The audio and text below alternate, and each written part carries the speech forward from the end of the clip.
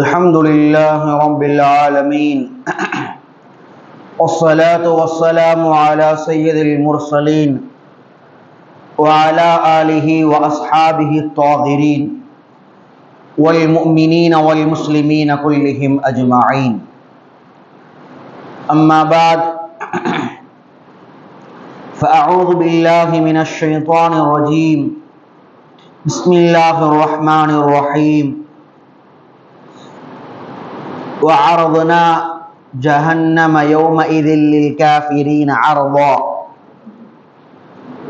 الذين كانت أعينهم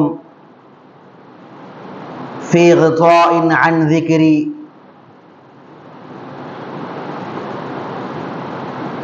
إلى آخر الآية. فقال رسول الله صلى الله عليه وسلم: الجهاد ماض إلى يوم القيامة، أو كما قال رسول الله صلى الله عليه وسلم.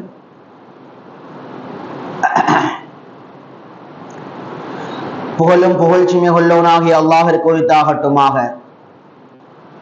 எம்பெருமானார் ரசூலுல்லாஹி ஸல்லல்லாஹு அலைஹி வஸல்லம் அவர்கள் மீதும் அவர்களின் வாழ்வை அடிப்பெறலாது பின்பற்றி வாழ்ந்த உத்தம சத்திய சஹாபாக்கள், தாபிஈன்கள், தபா தாபீன்கள், சுஹதாக்கள், நாதாக்கள், நல்லவர்கள், குறிப்பாக நம் அனைவரின் மீதும் அல்லாஹ்வினுடைய சாந்தியும் சமாதானமும் என்றென்றும் நின்று நிலவட்டுமாக என்று கோரி எனது உரையை ஆரம்பம் செய்கிறேன். அஸ்ஸலாமு அலைக்கும் வரஹ்மத்துல்லாஹி வபரகாத்துஹு. சங்கை குறித்தான் அல்லாஹ் நல்லடியார்களே, அல்லாஹ் சுப்ஹானஹு வ தஆலா அவனை பயந்து வாழக்கூடிய அடியார்களுக்காக உயர்ந்த பதவிகளையும் உயர்ந்த அந்தஸ்துகளையும் அல்லாஹ் தயார் செய்து வைத்திருக்கிறான். இன்னும் சொல்ல போனால், அல்லாஹுவை பயந்து வாழக்கூடிய அடியார்கள், அல்லாஹுடைய ஞாபகத்தோடு வாழக்கூடிய அடியார்கள், அல்லாஹுவினுடைய அருளோடும் அல்லாஹுடைய மகத்துவத்தோடும் வாழக்கூடிய அடியார்களுடைய வாழ்க்கை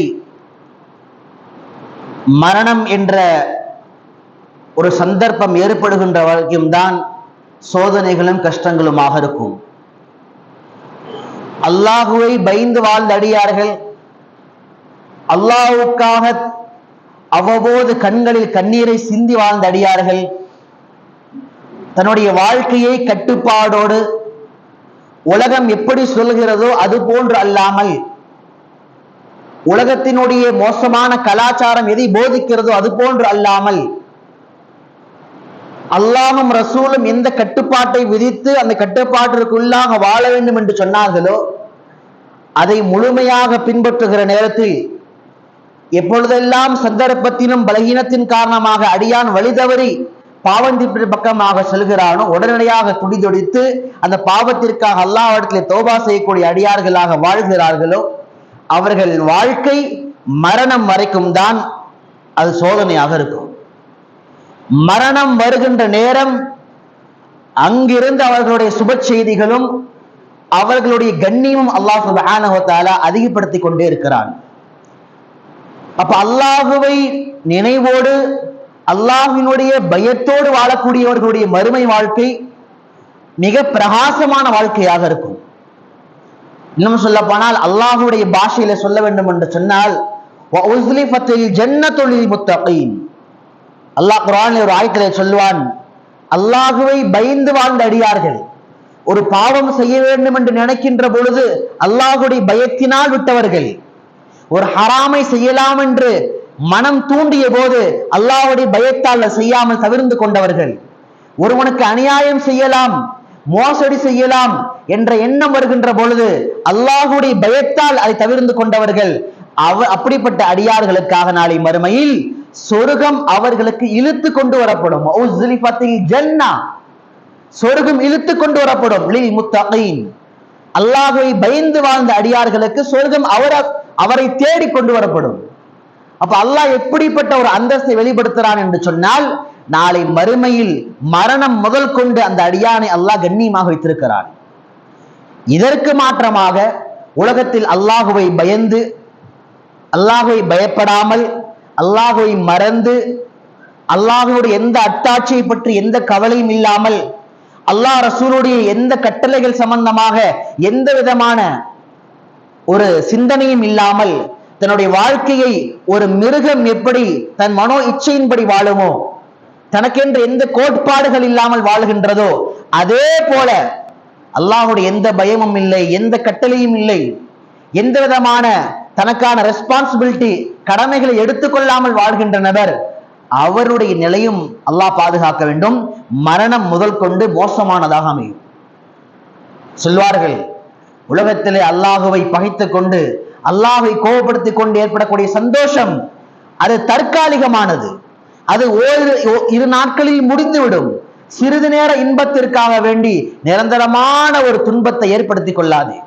ஒரு சிறிது நேர துன்பத்தை பொறுத்துக்கொள், உனக்காக நாளை மறுமையிலே நிரந்தரமான இன்பம் காத்து கொண்டிருக்கிறது. அதுபோலத்தான் உலகத்தினுடைய வாழ்க்கையிலே அல்லாஹ்வை மறந்து வாழ்ந்தடையார்கள். அல்லாஹ் பாதுகாக்க வேண்டும். அப்படிப்பட்ட நபர்கள் நாளை மறுமையிலே கடுமையான அதிருப்திற்கு உள்ளாக இருப்பார்கள். இன்னும் சொல்ல போனால் அல்லாஹ் சுப்ஹானஹு வ தஆலா குர்ஆனிலே சொல்வதை போல சூரத் கஹஃபில் அல்லாஹ் சொல்வான், வஅரதுனா ஜஹன்னம் யௌமஇதில் லில் காஃபிரீன அரதா. எப்படி அல்லாஹ்வை பயந்து வாழ்ந்த அடியார்களுக்கு முன்பாக சொர்க்கம் இழுத்து கொண்டு வரப்படுமோ, அதுபோல அல்லாஹ் சொல்கிறான், நாம் நரகத்தை நாம் சமர்ப்பிப்போம். யாருக்கு முன்னால? லில் காஃபிரீன அரதா, அல்லாஹ்வை மறுத்து வாழ்ந்தவர்கள், அல்லாஹ் இல்லை என்று சொன்னவர்கள், அல்லாஹ்வுக்கு எதிராக இணை வைத்தவர்கள், அல்லாஹ்வுடைய கட்டளை இதுதான் என்று தெரிந்து மாறு செய்தவர்கள், அல்லாஹ்வுடைய ஐவேளை ஃபர்லான் தொலை கட்டளை அதை விட்டவர்கள், நோன்பை பாழாக்கியவர்கள், ஹஜ் செய்வதற்காக சக்தி பெற்றிருந்தும் அதை பாழாக்கியவர்கள், அல்லாஹ் எதையெல்லாம் கூடாது என்று சொன்னானோ கூடாதவற்றை எல்லாம் தேடி தேடி செய்தவர்கள், கூடாதவற்றை எல்லாம் தேடி தேடி அருந்தியவர்கள், சாப்பிட்டவர்கள், அப்படிப்பட்ட நிராகரிப்பாளர்களுக்கு முன்பாக வஅரதுனா நாம் சமர்ப்பிப்போம், ஜஹன்னம நரகத்தை அவர்களுக்காக நாம் சமர்ப்பிப்போம். சதை கொடுத்தான் அல்லாஹ் என்னடியார்களே. ஒரு மனிதனுக்கான தண்டனை ரெண்டு விதம். ஒண்ணு அவனை அந்த நரகத்துல போடுறது, ரெண்டாவது என்னன்னா நரகத்துல போடுறதுக்கு முன்னால அதை அவனுக்கு முன்னால் வைத்து அவனை பயமுறுத்தாட்டுவது.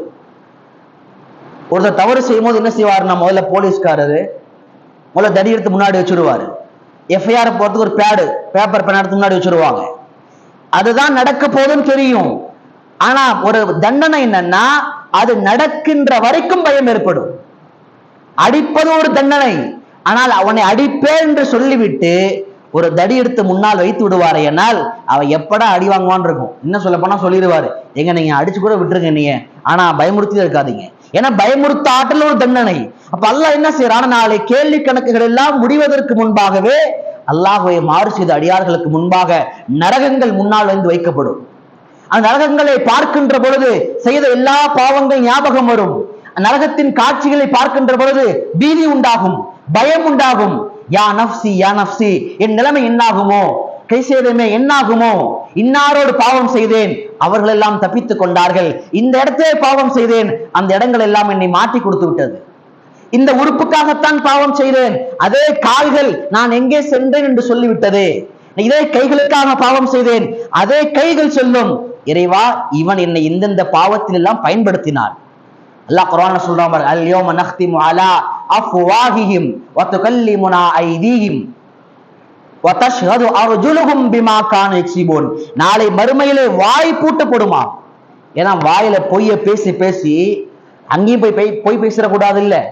உலகத்துல தந்த பெற்றோரை ஏமாத்தியவர்கள், ஆசிரியரை ஏமாத்தியவர்கள், சமுதாயத்தை ஏமாத்தியவர்கள், நல்ல போர்வை போர்த்து கொண்டவர்கள், நல்லவர்களை போல ஏமாற்றி நடித்தவர்கள், அதனால அந்த வாய் அல்ல என்ன செஞ்சிருவான், முதல்ல நஹ்திமு, முதல்ல அல்ல வாயை பூட்டிடுவான். கல்லிமுனா ஐதீஹிம், ஒவ்வொரு அடியானுடைய கரங்கள் பேசும். வாழ்க்கையில இந்த கரத்தை கொண்டு என்னெல்லாம் பாவம் செய்தான், அல்லாஹ் பாதுகாக்க வேண்டும், யாருக்கெல்லாம் அநியாயம் செய்தான். ஒரு ஸ்மார்ட் போன் அதை வைத்துக் கொண்டு எப்படிப்பட்ட பாவங்கள், தன் கரங்கள் மூலமாக என்னென்ன பாவங்கள் எல்லாம் பயன்படுத்தினான். அவனுடைய கரங்கள் சாட்சி சொல்லும். அதே போல அல்லாஹ் அடுத்து சொல்லுவான், அவனுடைய கால்கள் சாட்சி சொல்லும். அடியானே, இவன் என்னை கூட்டிட்டு இந்த தியேட்டருக்கு போனான், என்னை கூட்டிட்டு இந்த பாவம் செய்ய போனான், என்னை கூட்டிட்டு போய் வட்டி வாங்கறதுக்காக போனான், என்னை கூட்டிட்டு போய் இந்த பாவங்கள் எல்லாம் தனிமையில் வைத்து செய்ய வைத்தான் என்று ஒரு மனிதனுடைய உறுப்புகள் பேசும். சமைக்குறுத்தான் அல்லாஹ் நடிகார்களே. எனவே நஷ்டம், ஒரு கைசேதம், ஒரு பேரழிவு என்பது நாளை மறுமையில் அது யாரும் அவனுக்கு எதிராக சொல்ல தேவையில்லை. அவன் பாவியாக இருப்பானையானால், அல்லாஹ்வை மறந்தவனாக இருப்பானையானால், அவன் உறுப்புகளே அவனுக்கு போதுமானது. அவன் உறுப்புகள் சொல்லும். எவன் வாழ்க்கையில் தௌபா செய்யாமல் மரணித்து விடுகிறானோ அவனுடைய ஒவ்வொரு அங்கங்களும், என்ன சொல்ல போனா ஹதீஸ்களுடைய கருத்துப்படி இடங்கள் சொல்லுமா, இந்த இடத்துல இவன் பாவம் செஞ்சான், அதே போல இந்த இடத்துல இவன் நன்மை செஞ்சான், இந்த இடத்தில் 2 ரக்காத்துகளை தொழுதான், அதற்கும் சாட்சி சொல்லும். இந்த இடத்தில் இவன் பாவம் செய்தான், அந்த இடமும் சாட்சி சொல்லும். அல்லாஹ்வை பயந்து வாழ வேண்டிய வாழ்க்கை. அப்ப அல்லாஹ் என்ன செய்யறான்னா, மாறு செய்த அடியார்களுக்கு எதிராக அல்லாஹ் நரகத்தை முன்வைக்கிறான். அல்லாஹ் அந்த பண்பை சொல்றான் பாருங்க. அல்லாஹ்வை மறுத்த அடியார்களுடைய பண்பு அல்லாஹ் குர்ஆன்ல அடுத்த ஆயத்துல சொல்லுவான், அல்லதீன கானத் அயுனுஹும் ஃபீ கிதாஇன் அன் ذிக்ரி. அல்லதீன கானத் அயுனுஹும், அவர்களுக்கு கண்கள் இருந்தது, பார்க்கின்ற சக்தியை கொடுத்திருந்தோம். எத்தனையோ நபர்கள் உலகத்திலே பார்வை இல்லாத குருடர்களாக இருந்தார்கள், ஆனால் இவர்களுக்கு பார்க்கக்கூடிய சக்தியை கொடுத்திருந்தோம். ஆனால் ஃபீ கிதாஇன் அன் ذிக்ரி, ஆனால் என்னுடைய எல்லா விதமான அட்டாட்சிகள், எல்லா விதமான ஞாபகங்களை விட்டும் அவர்கள் பார்வைகள் மூடி இருந்தது. பள்ளிவாசல பார்த்தா பார்வை மூடிக்கும், குர்ஆனை பார்த்தா பார்வை மூடிக்கும், குர்ஆன் ஓத தெரியாது, பள்ளியினுடைய தொடர்பு கிடையாது, தொழுகையுடைய பாங்கு சொன்னா பார்வை மூடிக்கும், நல்ல விஷயங்களை பார்த்தா பார்வை மூடிக்கும், ஆபாசத்தை பார்ப்பது, அநியாயத்தை பார்த்து ரசிப்பது, துணை போகுவது. அல்லாஹ் பாதுகாக்க வேண்டும். எதையெல்லாம் பார்க்க கூடாதோ அதையெல்லாம் கண்கள் மூலமாக பார்த்து பார்த்து ரசித்துக் கொண்டிருந்தார். ஆனால் வாழ்க்கையில் எதை பார்க்க வேண்டுமோ அல்லாஹ் சொல்வான், கானத் அயுனுஹும் ஃபீ கிதாஇன் அன் ذிக்ரி, என்னுடைய எல்லா ஞாபகங்களை விட்டும் அவன் கண்கள் மூடிக்கொண்டது. தொழுகை பற்றி எந்த விதமான பயமும் இல்லை, குர்ஆனை ஓத வேண்டும் என்ற கவலை இல்லை. குர்ஆனை ஓத தெரியாத சூழ்நிலை வேறு, ஓட தெரியாமல் போனது தெரியாமலா தெரிந்தா அது வேறு. ஆனால் ஓட தெரியவில்லை என்ற கவலை இல்லை, மனக்குமரல் இல்லை, அதை பற்றி உண்டான எந்த ஞாபகம் இல்லை. இன்றுமே கூட பல்வேறுபட்ட மாவட்டங்களில் அல்லாஹ்வுடைய கிருபையினால் 45 வயதுக்கு மேலாக இருப்பவர்கள் குர்ஆனை புதிதாக ஓத கற்றுக்கொள்கிறார்கள். காரணம், அவர்களிடத்திலே திறமை இருக்கிறதா இல்லையா என்பது அல்ல, அவர்களிடத்திலே மனதிலே ஆழமான கவலை இருக்கின்றது. குர்ஆன் அல்லாஹ்வுடைய வேதம், அல்லாஹ் பேசிய வார்த்தைகள், அதை பார்க்காமல் கண்கள் ஓய்வதா, அதை பார்க்காமல் கண்கள் மூடிக்கொள்வதா? அப்ப பார்வை என்ன செய்யணும்னா, எங்க பயன்படுத்தணுமோ அங்க பயன்படுத்தணும்.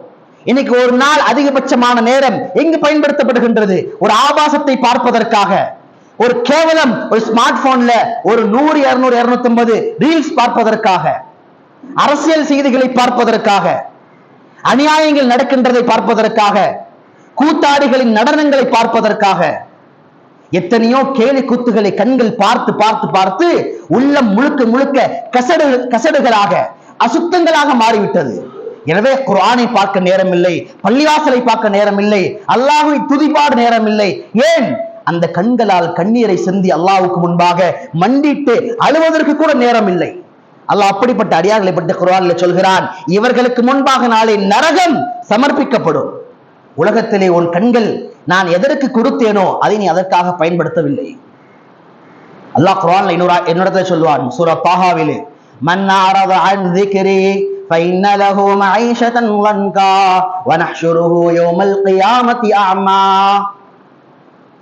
மன் அறத அன் ذிக்ரி, உலகத்துடைய வாழ்க்கையில என்னுடைய வார்த்தையை புறக்கணித்து விட்டவன், என்னுடைய நினைவை புறக்கணித்து விட்டவன்.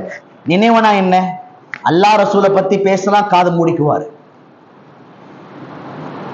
கேலி கூத்துகள், ஆபாசங்கள், வீணான காரியங்கள், புறம் பேசுறது, குறை பேசுறது, இது மாதிரியான இடத்துல உட்கார்ந்தா 2 மணி நேரம், 3 மணி நேரம், 4 மணி நேரம் கூட பேச முடியும், பார்க்க முடியும், கேட்க முடியும். ஆனா அல்லாஹ்வுடைய ஞாபகத்துல குர்ஆனை திறந்து கொஞ்ச நேரம் தர்ஜுமா படிக்கலாம், கொஞ்ச நேரம் குர்ஆனை ஓதலாம், கொஞ்ச நேரம் குர்ஆனை கேட்கலாம், கொஞ்ச நேரம் அல்லாஹ்வை பத்தி பேசலாம், கொஞ்ச நேரம் அல்லாஹ்வை பற்றி பேசக்கூடிய சபையில் அமரலாம் என்ற எந்த விதமான உணர்வுகளும் இல்லாமல் வாழ்ந்தவன். அரதான் திக்ரி, உலகத்துடைய வாழ்க்கை இப்படியே முடிஞ்சு போச்சு. கடைசி வரைக்கும் அல்லாஹ்வுடைய எந்த விதமான பயம், ஒரு தௌபா, எந்த விதமான இரையச்சம் இல்லாமல் வாழ்க்கை முடிந்தது. வாரத்தை ஒரே ஒரு நாள் பள்ளிவாசல், இல்லைன்னா வருஷத்துக்கு ஒருக்கா பள்ளிவாசல், அவ்வளவுதான். அல்லாஹ்வுடைய பயத்துடைய வாழ்க்கை அல்ல. இந்த வாழ்க்கையோடு வாழ்ந்தால் குர்ஆன் அல்லாஹ் சொல்றார், ரெண்டு விஷயத்தை அவன் மேல சாட்டுவேன்.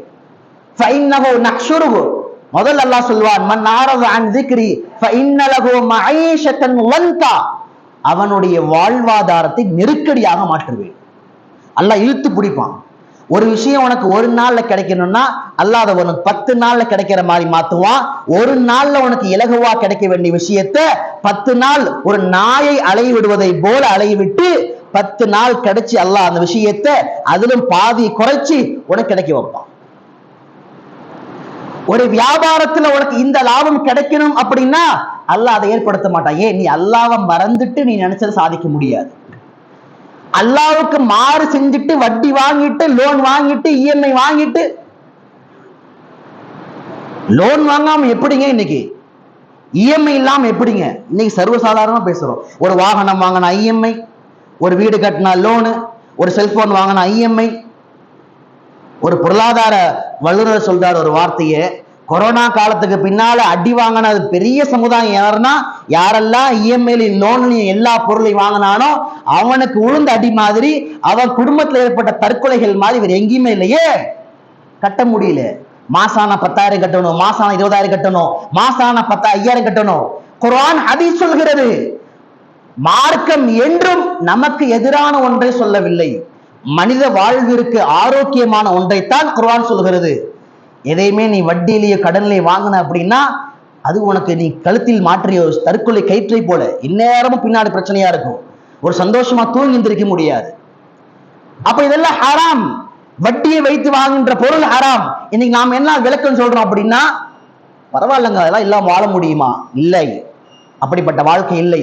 நிம்மதியான வாழ்க்கை வேண்டுமா, சந்தோஷமான வாழ்க்கை வேண்டுமா, அல்லாஹ் ரசூலுடைய கட்டளை அது புரிந்தாலும் புரியாவிட்டாலும் அதில் தான் ஒரு மனிதனுக்கு ஹைர் இருக்கின்றது. அந்த பொருளாதார வல்லுநர் சொல்றார் ஒரு வார்த்தையை, இஎம்ஐல வாங்குற அதிகமான பட்ச பேர் யாருன்னா தேவைக்கு வாங்குறவங்க இல்ல, ஆசைக்கு வாங்குறவங்க. தேவைக்கு வாங்குறவன் காசை சேர்த்து வச்சு ஒரு வருஷமானாலும் பரவாயில்ல வாங்குவான். ஆசைக்கு வாங்குறவன் வாங்கி போட்டுக்கலாம், பின்னால் அடைச்சிக்கலாம் மாசம் மாசம் கொடுத்து. அது ஹராம் இல்லையா? வட்டி இல்லையா? ஒரு பொருளை ஒரே நேரத்தில் வாங்கினால் 1 லட்சம், தவணையில கட்டி முடிச்சா 1,25,000, அந்த 25,000 வட்டி இல்லையா? அதுக்கு நீ பேர் என்னன்னா வச்சுக்கலாம், இஎம்ஐன்னு வச்சுக்கோ, ஃபீஸ்ன்னு வச்சுக்கோ, ஃபைன் வச்சுக்கோ, பேரை நீ மாத்திட்டே இருப்பானுங்க. ஒரு காலத்து இன்ட்ரெஸ்ட் போட்டாதான் பயம் வரும். இன்னைக்கு இன்ட்ரெஸ்ட்ங்கிற பேர் எடுத்துட்டாங்க, அவனுக்கு தெரிஞ்சு போச்சு. பாய் மாக இன்ட்ரெஸ்ட் பேர் வச்சுட்டா உஷாராயிடுறான். என்ன வேணா பேரை போடு, ஆஃபர், இன்ட்ரெஸ்ட், ஃபைனு, ஃபீஸ், எதை போட்டாலும் உன் வட்டி அங்கு நுழைகிறதா? அந்த விஷயத்தில், அந்த பொருளில், அந்த வியாபாரத்தில் எந்த பரக்கத்தும் எந்த விதமான அபிவிருத்தியும் கட்டாயமாக கிடையாது, தௌபா செய்யாதவரை. அப்ப அப்படிப்பட்ட வாழ்க்கையில அல்லாஹ்வுடைய கட்டளை தூக்கி போட்டு விட்டு, அல்லாஹ் என்ன சொல்றாங்க தூக்கி போட்டுட்டு, பாத்துக்கலாம், தொழுகைக்கு போனோமா அல்லாஹ் பத்தி பேசு, என் மார்க்கத்துல, என் வியாபாரத்துல, என் குடும்பத்துல நான் சொல்ற மாதிரிதான், என் இஷ்டப்படிதான், அதெல்லாம் முடியாது. அல்லாஹ் ரசூல் மாதிரி. மதத்திற்கும் மார்க்கத்திற்கும் வித்தியாசம். மதம் அது கோயிலில் மட்டும் சட்டங்களை பேசும், தேவாலய ஆலயங்களில் மட்டும் சட்டத்தை பேசும். மார்க்கம் உன் 24 மணி நேர வாழ்க்கையில் ஒவ்வொரு நொடிகளிலும் நீ இப்படித்தான் வாழ வேண்டும் என்ற வழிகாட்டுதலை செய்யும். இஷ்டப்படி வாழ்ந்தது முடியாது. இஷ்டப்படி வாழ்ந்தா என்ன நடக்கும்? தத்ரூபம் அல்லாஹ் முதல்ல சொல்லிட்டான், ஃபைன்னலஹு மஈஷத்தன் லன்கா, நெருக்கடியான வாழ்வாதாரத்தை உண்டாக்குவேன். ஒரு 10 காசு சம்பாதிக்கிறதுக்கு கூட உன்னை கிழக்குக்கும் மேற்குக்கும் மனைவன் அலைவிடுவேன். நெருக்கடியான வாழ்க்கை. நெருக்கடியான வாழ்க்கைக்கு அர்த்தம் என்னன்னா, ரொம்ப சுருக்கமா சொல்லலாம், எல்லாமே இருக்கும் ஆனா எல்லாமே இல்லாத மாதிரி தெரியும். எது இருந்தாலும் அவருக்கு நிம்மதி ஏற்படாது. இன்னும் சொல்ல போனா, எதெல்லாம் அவர் இருந்தால் சந்தோஷமாக இருக்கலாம் என்று நினைத்தாரோ அது எல்லாம் இருந்துமே கூட சந்தோஷம் இருக்காது. எல்லா விஷயத்துல டைப் பண்ணிடுவான். மனைவியின் மூலமாக சந்தோஷம் கிடைக்கணும், குர்ஆன் பேசுது. ஆனா மனைவியின் மூலமா சந்தோஷம் இல்லை. ஏன்? அங்க கடமைகள் மீறப்படுது. பிள்ளைகள் மூலமாக சந்தோஷம் கிடைக்கணும், பிள்ளைகள் சாலிஹாக வளரணும், ஆனா நடக்க மாட்டேங்குது. ஏன்? அங்க அல்லாஹ்வுடைய கட்டளை நீ மீறுவதால் உன் கட்டளைகளை பிள்ளைகள் மீறுகிறார்கள். அப்ப அல்லாஹ் எல்லா இடத்துலயும் மௌத்து வரைக்கும் செக் வைப்பான். எப்ப வரைக்கும்? நீ தௌபா செஞ்சு அல்லாஹ்வுடைய வார்த்தையை செவிதாழ்த்தி கேட்காத வரைக்கும். ஃபைன்னலஹு மஈஷத்துல் லன்கா. அல்லாஹ் அடுத்த வார்த்தை சொல்லுவான், வனஹ்ஷுருஹு யௌமல் கியாமத்தி அமா. மறுமையில் இவனை எழுப்புகின்ற பொழுது குருடனாக நாம் எழுப்புவோம். உலகத்துல நல்ல கண்ணு தெரிஞ்சிச்சு, கண்ணாடியே போடல. ஆனா மறுமையில எந்திரிக்கும் போது பார்த்தா கண்ணு தெரியல. அல்லாஹ் அடுத்த ஆயத்துல சொல்லுவான், உலகத்துல வாழும் பொழுது கண்ணு தெரிஞ்சிச்சு, இப்பே கண்ணு தெரியல. சிராத்துல் முஸ்தகீம் பாலம் கண்கள் தெரியாது, கேள்வி கணக்குடைய நேரம் கண்கள் தெரியாது, அல்லாஹ்வை பார்க்கின்ற தரிசனம் செய்கின்ற நேரம் கண்கள் தெரியாது. கண்களை தெரியாத குருடனாக அல்லாஹ் மாற்றுவான். அல்லாஹ் பாந்தா அவனுக்கு பதிலாக அல்லாஹ் குர்ஆன்ல ஒரு ஆயத்தை சொல்கிறான், உலகத்திலே நீ அல்லாஹ்வையும் அல்லாஹ்வுடைய கட்டளைகளை மறந்து நீ வாழ்ந்தாய், அதை கண்டு கொள்ளாமல் ஒரு குருடனை போல கடந்து சென்றாய். அதனால உண்மையிலே அல்லாஹ் உன் ரியாலிட்டியா, மறுமையில் அல்லாஹ் உன்னை குருடனாக மாட்டி விட்டான். சந்தை கொடுத்தான். அல்லாஹ்வின் அடியார்களே, உலகத்திலே நாம் எதையெல்லாம் செய்கிறோமோ அது எல்லாம் ஒரு நாள் முடிவுக்கு வரும்.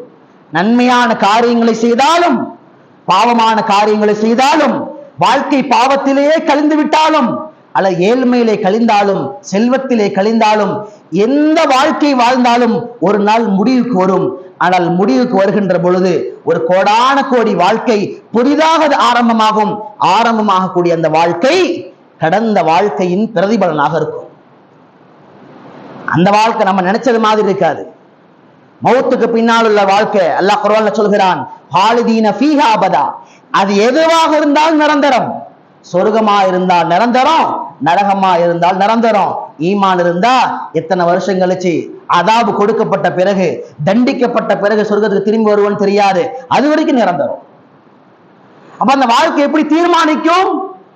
அந்த வாழ்க்கை தீர்மானிப்பது நமது கையில் அல்ல, நாம் வாழ்ந்த உலகத்தின் வாழ்க்கையின் பிரதிபலன். அப்ப இந்த உலகத்துடைய வாழ்க்கையில வாழணும். சங்கைக்குறுத்தான் அல்லாஹ்வின் அடியார்களே, பல்வேறுபட்ட நேரங்களிலே அல்லாஹ்வுடைய கட்டளை விடுவதற்கு ரசூலுல்லாஹி ஸல்லல்லாஹு அலைஹி வஸல்லம் உடைய சுன்னத்துகளை, சுன்னத்தை பின்பற்றுவது கூட இல்லை. அது இரண்டாவது விஷயம். சுன்னத்துகளை தெரிந்து கொள்வதற்கு கூட தயாராக இல்லை. பெருமானாருடைய வாழ்க்கை எப்படி இருந்தது எத்தனை பேருக்கு தெரியும்?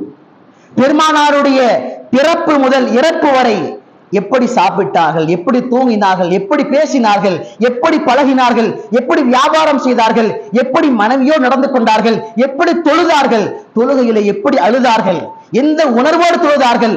சுன்னத்தை பின்பற்றுவதல்ல, அந்த சுன்னத்துகளை பற்றி தெரிந்து கொள்வதற்கு கூட எங்களுடைய ஈமான் எங்களை தூண்டவில்லை.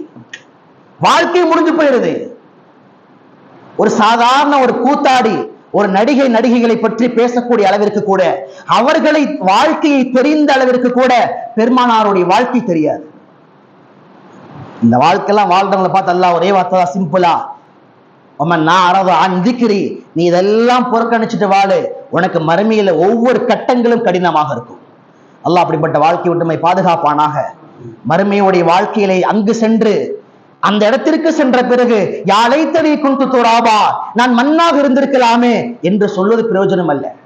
நாளை மறுமையிலே சென்ற பிறகு யாழைத்தனி இன்னொரு சொல்வதை போல நான் மையத்தாக இருந்திருக்கலாமே, நான் அழிக்கப்பட்டிருக்கலாமே, நான் ஒரு பிராணியாக இருந்திருக்கலாமே, இப்படி வாழ்க்கை வீணா போயிடுச்சு என்று புலம்புவது வாழ்க்கை அல்ல, அது அறிவாளித்தனம் அல்ல. பெருமானார் ஸல்லல்லாஹு அலைஹி வஸல்லம் ஹதீஸிலே சொன்னார்கள், ஒரு அறிவாளி, சிறந்த அறிவாளி யார் என்று தெரியுமா? அல் கைஸ் மன் தான நஃப்ஸஹு. அல் கைஸ், ஒரு சிறந்த அறிவாளி யார் என்று சொன்னால் மன் தான நஃப்ஸஹு. 24 hours உடைய வாழ்க்கையில தன்னுடைய உள்ளத்தை பரிசோதித்துக் கொண்டே இருப்பார். அல்லாஹ்வுக்கு மாறு செய்யறனா, அல்லாஹ்வுக்கு நியாயமா நடக்கிறனா, வியாபாரம் கரெக்டா நடத்துறனா இல்லையா, குடும்பத்தில் அல்லாஹ்வுடைய சட்டத்தை பேணுறனா இல்லையா, அல்லாஹ்வை பயந்து வாழ்கிறேனா இல்லையா, என் தனிமையில் அல்லாஹ்வை பயப்படுகிறேனா இல்லையா, ஸ்மார்ட் போன் பயன்படுத்துகிற பொழுது அல்லாஹ்வுடைய பயத்தோடு பயன்படுத்த வேண்டிய முறையை மட்டும் பயன்படுத்துகிறேனா, இல்ல கண்ட பலா முசீபத்துகள் அருவருக்கத்தக்க ஆபாசங்களுக்கு எல்லாம் நான் நுழைகிறேனா? அப்ப அல் கையிசுமண்டான நப்சகு, வாழ்க்கையில் 24 மணி நேர வாழ்க்கையும் தன்னை பரிசோதித்துக் கொண்டே இருப்பார். இவனுக்கு பிரச்சனையே வராது. ஏன்? வாழ்க்கை அல்லாஹ்வோட கனெக்ட்லயே இருக்கும். தப்பு செஞ்சா டக்குனு அல்லாஹ்ட்ட போய் தௌபா செஞ்சு அழுதுருவாரு, தப்பு செய்யாம பாத்துக்குவாரு. வல் ஆஜிஸு மன் அத்பஅ நஃப்ஸஹு வ தமன்னா அலல்லாஹ். பெருமானார் அடுத்து சொன்னார்கள், இயலாதவன், மடையன், முட்டாள் யார் தெரியுமா? மன் அத்பஅ நஃப்ஸஹு ஹவாஹா. உள்ள மனோ இச்சை என்னெல்லாம் சொல்லுதோ அதெல்லாம் செய்வான். ஹராம குடிக்கிறது, ஹராம பார்க்கிறது, ஹராம தடை வாயில போடுறது, ஹராமான உறவு, ஹராமான சம்பாத்தியம், ஹராமான பார்வை, எல்லாம் ஹராம். ஏன்? மன் அத்பஅ நஃப்ஸஹு ஹவாஹா. வாழ்க்கையில் அவனுடைய மனோ இச்சை என்ன சொன்னதோ அது எல்லாத்தையும் ஒவ்வொன்னா ஃபாலோ பண்ணுவான். அதுக்கு பேர் பக்கெட் லிஸ்ட் ஒன்று போட்டு வச்சுக்குவானுங்க. Bucket list, my life my rules. ஏன் இஷ்டப்பட்டுதான் வாழ்வேன், ஏன் வாழ்க்கையை யார் தீர்மானிப்பது? இது மாதிரி டயலாக்லாம் கேட்டு கேட்டுதான் இன்னைக்கு ஒரு ஜென்ரேஷன் நாசமா போய் கிடக்குது. இன்ஸ்டாகிராம், ஃபேஸ்புக் இதையெல்லாம் பார்த்து இதையே உலகமாக ரியாலிட்டியாக நினைத்து நினைத்து நினைத்து எதை வேண்டுமானாலும் செய்யலாம். எதுக்குமே எல்லை கிடையாது, எந்த எல்லைக்கும் போகலாம். வாழ்ற வாழ்க்கையில, செய்யற செயல்ல, பழகிற பழக்கத்துல எதுல எல்லை கிடையாது, கட்டுப்பாடு இல்ல. உள்ளம் எதையெல்லாம் சொன்னதோ அதெல்லாம் செய்வான் ஒரு முட்டான்.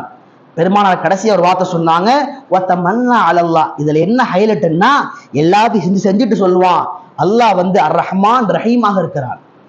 என்னவா இருக்கிறான்? அல்லாஹ் ரஹ்மானுங்க, அவன் அளவற்ற அருளாளனுங்க. அல்லாஹ் 99 தாயை விட பாசக்காரங்க. அல்லாஹ் என்ன தண்டிச்சிருவானாங்க? எப்படிங்க? செய்யற எல்லாத்தையும் பண்ணிட்டு வாழ்க்கையில் அதிகமா பாவம் செஞ்சவன் கடைசியில சொல்ற வார்த்தை தெரியுமா? எல்லாம் மன்னிச்சிருவாங்க, அல்லாட்ட பாத்துக்கலாங்க போய். அல்லாஹ் இருக்கிறாங்க. பெருமானார் இதை அப்படியே ரியாலிட்டியா சொன்னாங்க. வாழ்க்கையில் அத்துணை விதமான மனோ இச்சை காரியங்களையும் செய்துவிட்டு அல்லாஹ் பாத்துக்குவான். சஹாபாக்களுக்கு கூட தைரியம் இல்லை. சஹாபாக்கள் வாழ்க்கையை அல்லாஹ்வுக்கு அர்ப்பணித்து விட்டு, வாழ்க்கை முழுக்க அல்லாஹ்வை பயந்து வாழ்ந்து விட்டு மௌத்தாகும் போது கூட, அபூபக்கர் உமருடைய வரலாற்றை எடுத்து பாருங்கள், கடைசி தருணம் உயிர் பிரிந்து கொண்டிருக்கின்ற வேளையில கூட தங்களுக்கு தாங்கள் திட்டிக் கொண்டார்கள். அல்லாஹ் இஸ்லாத்துக்கு முன்னாளில் அந்த பாவத்தை கேட்டா என்ன செய்யறது, இதை கேட்டா என்ன செய்யறது, அல்லாஹ் மன்னிப்பானா இல்லையா, ஈமானோட மௌத்தாகுமா இல்லையா? ஏன்னா நல்லவனா வாழ்றவனுக்கு மௌத் வரைக்கும் பயம் இருக்கும், கெட்டவனா வாழ்ற வரைக்கும் மௌத் வரைக்கும் தைரியம் இருக்கும். பார்த்துக்கிறாங்க அல்லாஹ்வ. ஒரு கை பார்த்துருவோம், நம்மள அல்லாஹ்னு பார்த்துருவோம், கை பார்த்துருவோம். சங்கை கொடுத்தான் அல்லாஹ் நடிகார்களே. எனவே நாம் அறிவாளியாக வாழப் போகிறோமா அல்லது ஒரு முட்டாளாக வாழப் போகிறோமா? பெருமானாருடைய பார்வையில் யாரை பெருமானார் அறிவாளி என்று சொன்னார்களோ அவர்கள் தான் அறிவாளி. யாரை பெருமானார் இயலாதவன், இவன் ஒரு மடையன், வாழ்க்கை வாழ தெரியாது என்று சொன்னார்களோ அந்த வாழ்க்கை இன்று நாம் அதை தேர்ந்தெடுத்துக் கொண்டு நம்முடைய வாழ்க்கையை நாம் ஒரு பண்பட்ட வாழ்க்கையாக எடுத்துக் கொண்டிருக்கிறோம். அல்லாஹ் நம் அனைவர்களையும் பாதுகாப்பானாக. எனவே நாம் உலகத்திலே எந்த அடியார்கள் அல்லாஹை மறந்து வாழ்கிறார்களோ, அல்லாஹ் சொல்வதை போல நாளை மறுமை நாளுக்குள் நுழைந்தவுடன் நரகங்கள் அவர்களுக்கு முன்பாக எடுத்து வைக்கப்படும். பெருமானார் ஸல்லல்லாஹு அலைஹி வஸல்லம் ஹதீஸ்களை சொன்னார்கள், நாளை மறுமையிலே நரகம் அவர்களுக்கு முன்பாக இழுத்து கொண்டு வரப்படும். அந்த நரகம் ஏறத்தாழ 70,000 கயிறுகளை கொண்டு இழுத்து கொண்டு வரப்படும். 70,000 கயிறு மாட்டிருக்கும். அப்ப எவ்வளவு பிரமாண்டம் பாருங்க. ஒவ்வொரு கயிறையும் இழுப்பதற்கு 70,000 மலக்குகள் இருப்பார்கள். அப்ப எவ்வளவு பிரம்மாண்டமான நரகம், கொடூரமான நரகம். பெருமானார் நரகத்தை பற்றி இவ்வளவு தெளிவாக சொல்வதற்கு காரணம், நமது வாழ்க்கை மாற வேண்டும், நமது எண்ணங்கள் மாற வேண்டும், நம்முடைய செயல் சரியாக வேண்டும், நம்முடைய அமல் சரியாக வேண்டும், வாழ்க்கையில் பெருமானாருடைய பிரியம் உண்டாக வேண்டும், பெருமானாருடைய சுன்னத்துகள் வர வேண்டும், அல்லாஹ்வுடைய ஞாபகம் வர வேண்டும், அல்லாஹ்வுடைய பயம் வர வேண்டும். பாவம் செய்வது மனிதன் இயல்பு. ஆனால் ஒரு முஃமின் பாவம் செய்தவுடன் அவ்வப்போது அல்லாஹ்விற்கு முன்பாக மண்டியிட்டு பாவ மன்னிப்பை கேட்கக்கூடிய அந்த பண்பு நம்மிடத்தில் வர வேண்டும். அல்லாஹ் ரஹ்மான் நம் அனைவருக்கும் நம்முடைய வாழ்வை பரிசுத்தப்படுத்தி வாழ்க்கை முழுக்க அல்லாஹுடைய ஞாபகத்தோடும் அல்லாஹுடைய அந்த எண்ணங்களோடும் அல்லாஹுடைய மார்க்கத்தினுடைய சட்டத்தின் எண்ணத்தோடும் வாழக்கூடிய பாக்கியத்தை நசீபாக்குவானாக. வாழுகின்ற காலமெல்லாம் குர்ஆன் ஹதீஸினுடைய பார்வையிலே நமக்கு எப்படிப்பட்ட ஒரு மேம்படுத்தப்பட்ட வாழ்க்கை சொல்லித்தரப்பட்டதோ அந்த வாழ்க்கை முறைப்படி வாழ்ந்து மரணிக்கின்ற பாக்கியத்தை நசீபாக்குவானாக. ஈமானோடு வாழ்ந்து மரணிக்கின்ற பொழுது கலிமா லா இலாஹ இல்லல்லாஹ் முஹம்மது ரசூலுல்லாஹ்வை சொல்லி வண்ணமாக அல்லாஹ் மரணத்தை நசீபாக்குவானாக. வ ஆகிரு தஅவானா அனில் ஹம்துலில்லாஹி ரப்பில் ஆலமீன்.